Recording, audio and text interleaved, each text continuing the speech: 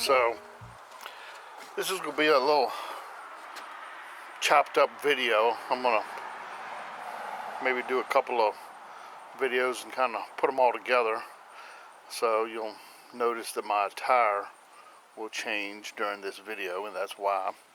But just kind of wanted to give y'all some tips on buying a trailer. You know, if you think about buying one.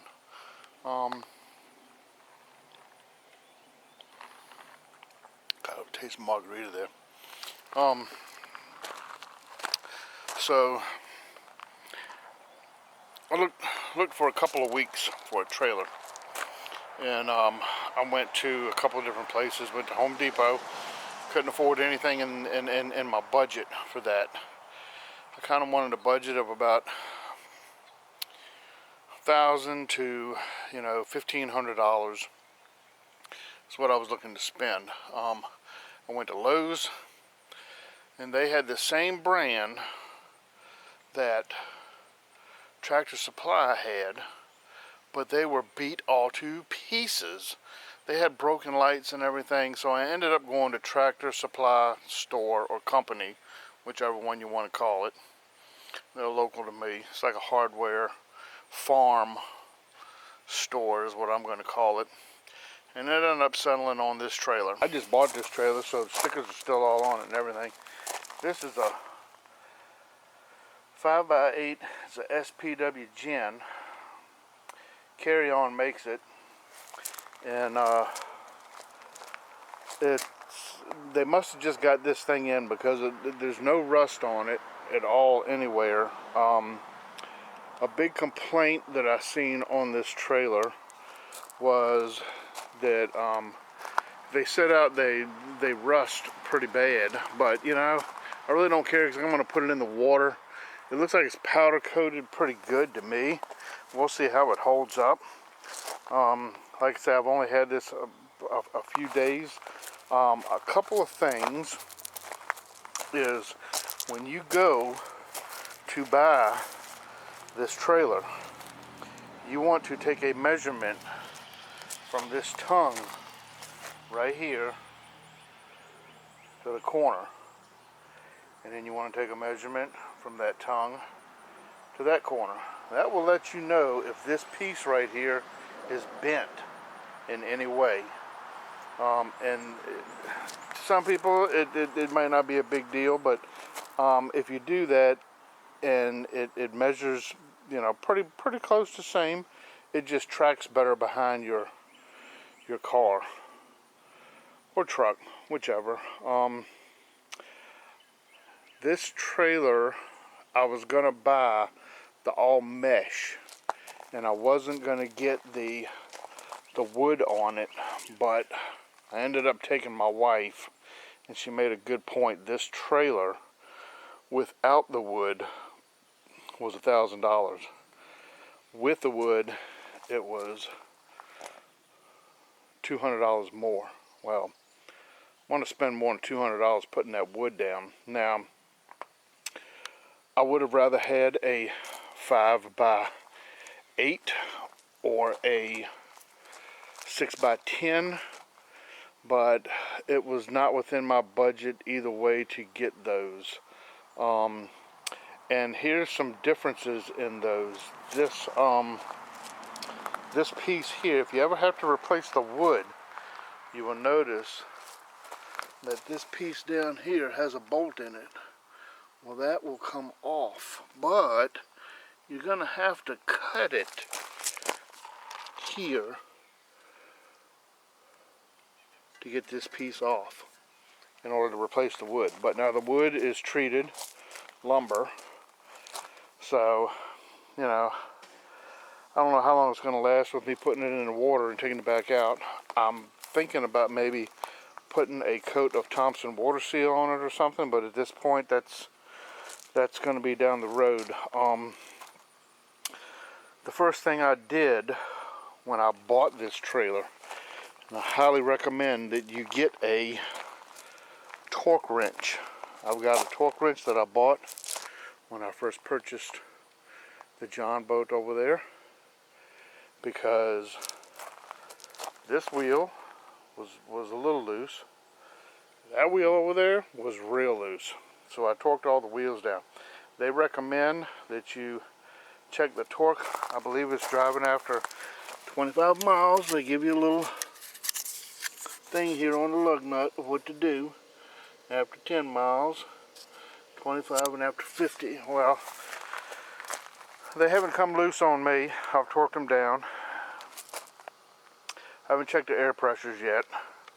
The other thing I did was, another complaint was, these bolts here come loose pretty easy, but mine were tight. The other thing I liked is, had that little yellow light there, and the one that was, the mesh did not have that light. It just had the reflector on it. The other thing is, this gate will actually come off if you take that out. That bolt right there out, which I am actually going to do. I've actually bought me some, I guess they're called clevis pins. I'm going to put in there instead of that, just to make it easier to take on and off if I have to. But I may not have to, because I have bought something that I think is going to work, that will allow me to lay this down perpendicular to the trailer, giving me more area so that I can tow it that way. And we'll do a mod section later with that. I do not believe that these lights are submersible, but I'm going to submerge them, and if they don't hold up, then I will put submersible ones on it. Now when you go to buy this, make sure that you get a certificate of origin when you purchase this, because if you do not, you will have the biggest headache in the world.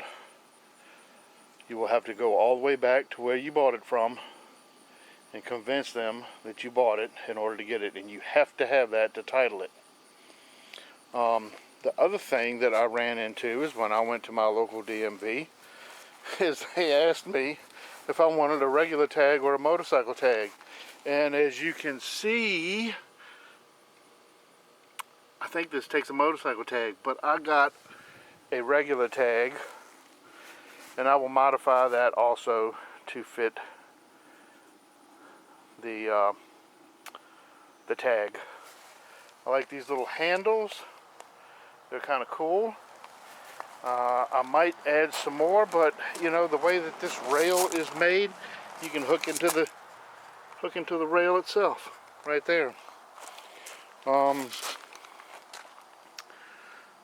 other concern about that rail being angle iron. Now when you step up to the bigger ones, this is an angled steel. As you can see right there, it's a full box. And I'm hoping that it is not going to bend when I put that hitch on it. Not the hitch, but the winch, I'm sorry. But there'll be more on that later on. The other thing I did was, I bought me all new locks, so that all my boats and all my chains and everything and my hitch are all the same lock with one key.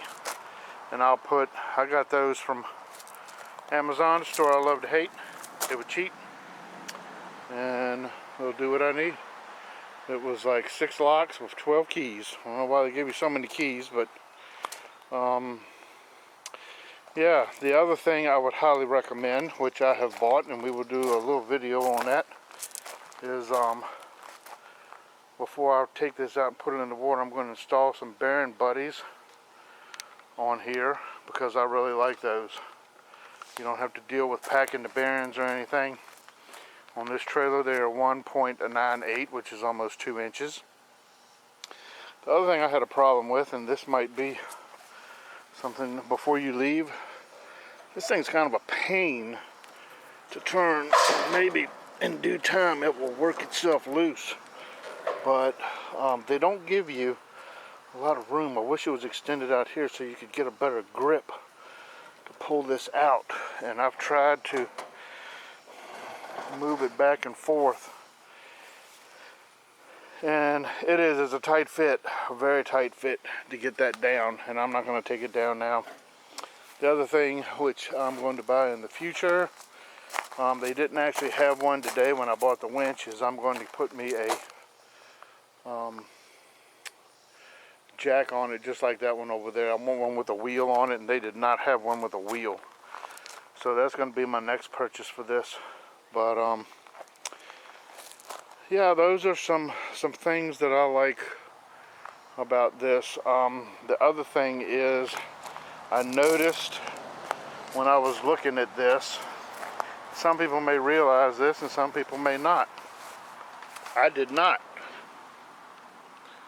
That axle's bent. It's supposed to be. I did not realize that. But there's a story behind that. These people are so cool. This company, Carry On Trailer. When I went originally to buy this the first time, well, I didn't buy it twice, but I went to buy it, and I seen that axle was bent on one that had the mesh on it. I told the lady, I can't buy that. It's got a bent axle. She was like, oh my gosh, it sure does. Well, I can't sell that to you. Well, anyway, I looked at a couple more, and some of them were bent more than others. And I was like, that's kind of weird. Well, anyway, I went over to my friends, and I was telling them when I was looking at trailers, and he said, you know, I think they're supposed to be bent. So I went online. You know, I take what I read online with a grain of salt. Some people were like, oh yeah, it's supposed to be bent. Some people were like, oh no, it ain't supposed to be bent, blah, blah, blah. So what I did, I emailed the company that makes the trailers. In the little comment section to contact us, they ask for your phone number and everything. 2 days later, guy calls me up, Mr. Southworth, yep, they're bent for camber reasons. When you load the trailer, that axle will straighten out a little bit, but they do that so that the tires will wear evenly. So just a little tip there, in case you go look at them, because I didn't know that. My boat trailer over here for the John boat is not bent, but now that's a homemade trailer. I've never had any problems with it, but that's something to keep in mind when you go to look at them. So yeah, the next thing I'm going to do is, I noticed there were some wires that were hanging down, and I'm going to jack it up at a later date, and we're going out this evening, so I don't have time to mess with it. But I'm going to put them wires up. That was another complaint, was they said that the wires were hanging all down, but these wires on this model are actually run inside the tubing, so I don't think I'm going to have any issue with the wiring itself, except for where, you know, it's hanging down where it goes into the tube.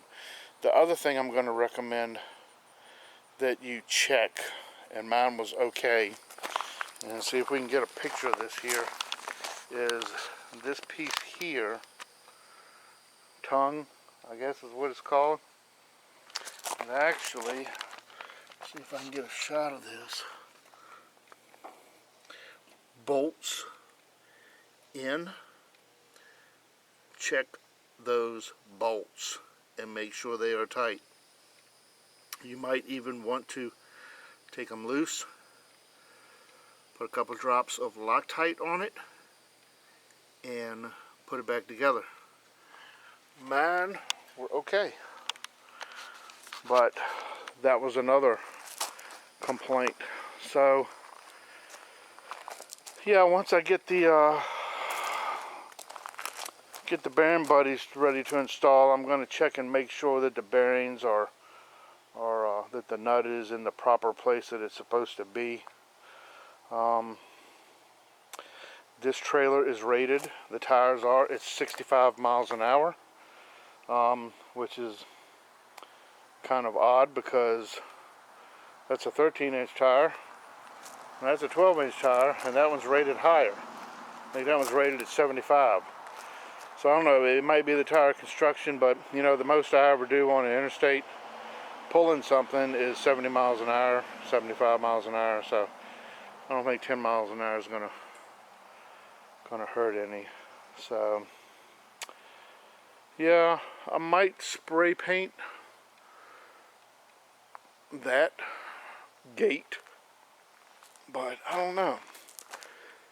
Like I say, it looks like the paint on it's pretty good. So that's just some things that I would recommend when you go to buy a trailer. So just kind of give it a general going over. If you happen to have a Tractor Supply company, store in your neighborhood and you're thinking about a trailer, I highly recommend them. They were super nice. I actually, when I went to go buy this trailer, the same lady that was there helped me. And I told her, I said, you probably don't remember me, but I came here, was looking at these and had the bent axle, and she goes, oh, I remember you. She said, you know what, I did some research on that. I said, I did too. And she said, they told me that, you know, that they're supposed to be bent. I said, yep, I found out the same thing, so I wanted to let you know that it's okay. She said, yep. I said, so I'm going to buy this one here. And I bought it, and she gave me a light check before I left and made sure everything was working. And gave me the certificate of origin.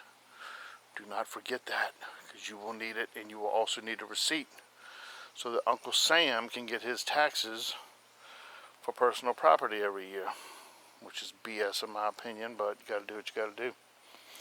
So yeah, we'll do some more stuff with this, but I just wanted to kind of give you an idea of some things that I checked before I bought it and some things that I looked into. Overall, I think it's gonna do what I need to do. Something else I may do in the future, and I haven't decided yet. Well, one thing is a spare. I did buy a spare with this. The spare was kind of outrageous, but I bought it anyway. It was like $140 for the spare wheel and tire. But I need to find somewhere to mount that. And the other thing is, I think I may run a piece of metal from this handle here to there to strengthen it up, but I don't know. I really don't want to do a lot of welding on this trailer. I would rather do bolt-on stuff, and I don't know if I'm going to really need it, to be honest with you, unless I want to put a box on it or something. But you know, for right now, I just want to get a winch on it, get this thing so that we can take it down the river. As far as going to the reservoir, I don't think it's going to be a big thing, because I think we'll just back it down in the water and be good to go. But the river, as you can see in that other video with the canoe slips, that was the main reason for buying this. Plus the other reason is my other trailer, and I'll show you what my other trailer looks like. Let's come over here real quick. I bought this from my friend Earl like 10 years ago. This is my little yard trailer. This is a 3.5 by 6.